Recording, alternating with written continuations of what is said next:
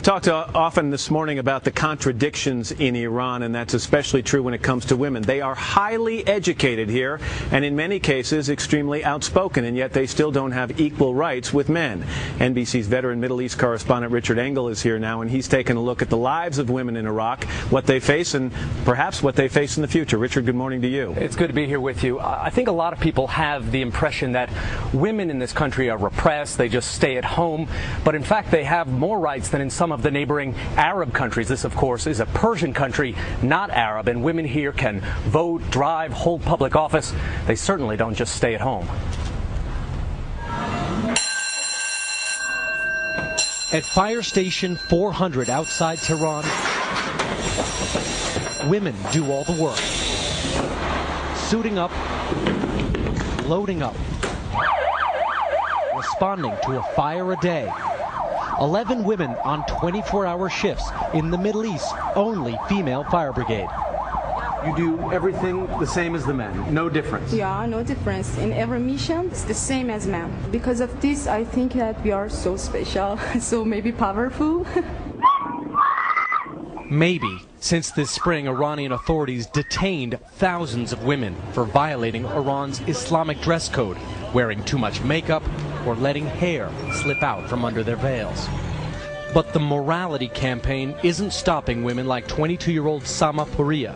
She was arrested, her crime showing too much ankle. If they tell us to wear white, we'll wear black, she says. Do you feel comfortable walking around? 27-year-old Layla Hoda says the West has to look beyond the veil, and that many Iranian women already are. In the West, people have this, stereotypical vision of women in Tehran that they're always in their houses. You don't fit that image. Well, of course I don't, because they think you cover your faces and you don't come out. People actually ask me, can you drive in Tehran? Of course not. You have women taxi drivers in Tehran. And walking in Tehran, you quickly notice something odd. The bandages everywhere. Iran is a nose-job nation.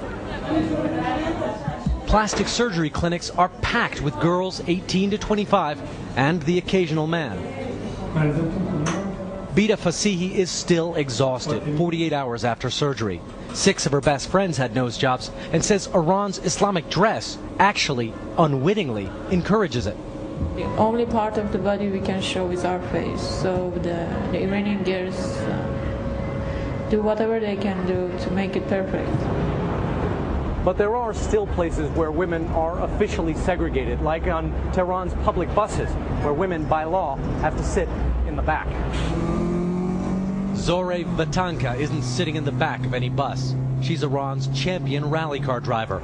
Of her last 40 races against men, she's placed in the top 3 every time. When I started this job, she says, the men would laugh at me.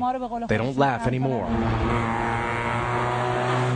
Just one of many women here testing the limits of the Islamic Republic.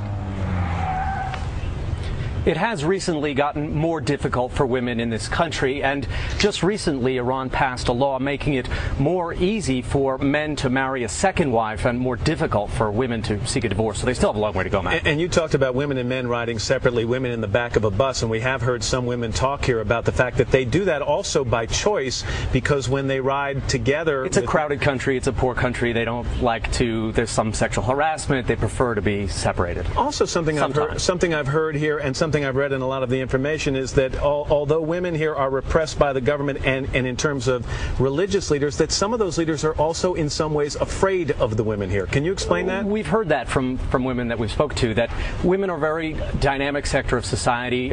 For a long time they were just put in the universities as some place to stick them, so to speak, but now you have a whole class of educated women who are demanding their rights. Richard Engel, always good to have you with us. Thanks very much.